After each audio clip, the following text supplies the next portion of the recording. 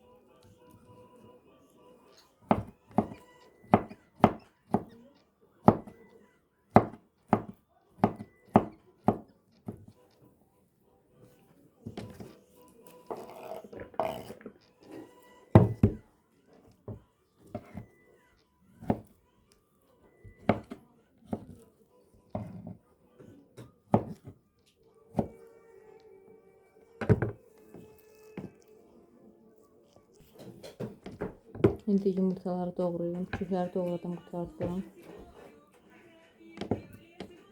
Yandıra çəkirəm ki, siz də çox yormayın. Bir də YouTube'un qayda qanununa görə 8 dəqiqədən biraz çox eləməlisən, videonu çəkməlisən. Ona uyğun bacardığım qədər hərəkət edirəm. İnşallah Allah heç kimin əziyyətini itirməsin. Bizlər də onun içində inşallah.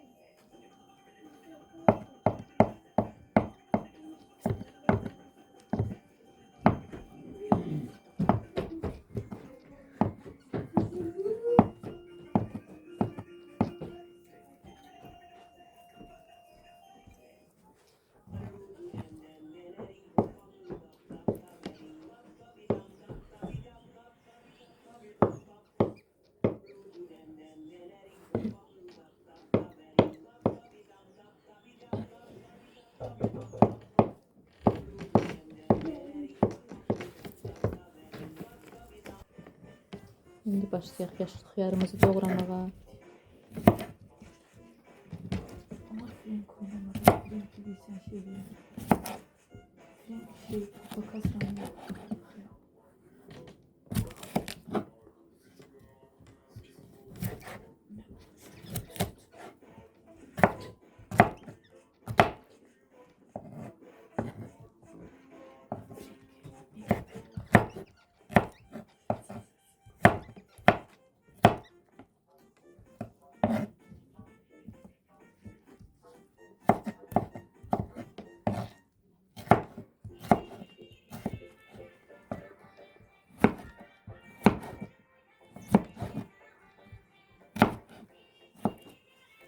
Ondan sonra lazım. Yiyelim. Ne bilmesem de ona göre. Lan kalktım. Ama esir hesap. Öyle yapıyorsun biraz. Alın güzel. Mesela gözleyin.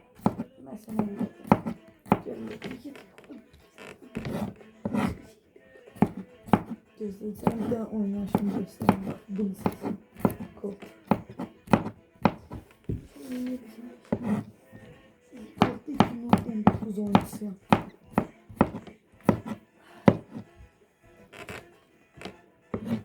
Hala ben bakmak istemiyorum. Önce böyle oturayım.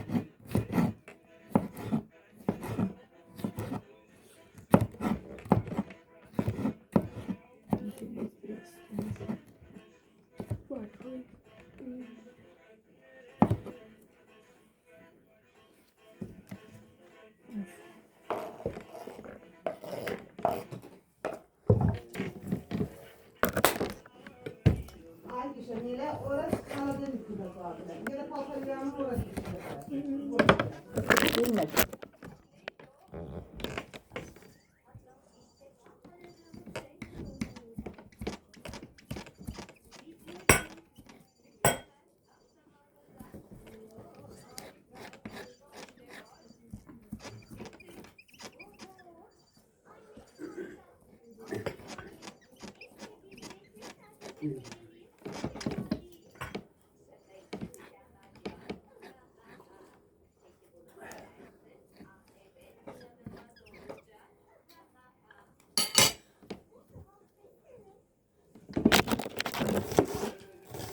Ha, bir köy biber, kırmızı biber yapıldı.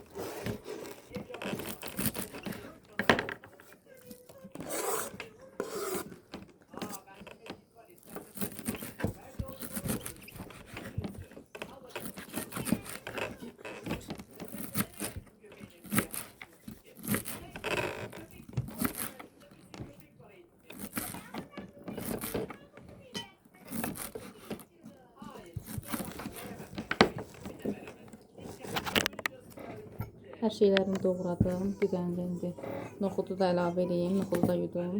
Qaroq da daha doğrusu. Bunu da əlavə edeyim. Tuzunu da əlavə edirəm.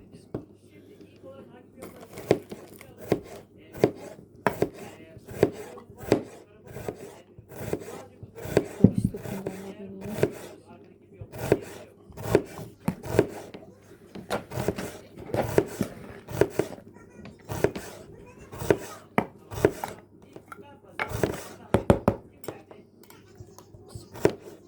Şimdi mayonezini əlavə edeyim. Sonunda mayonez.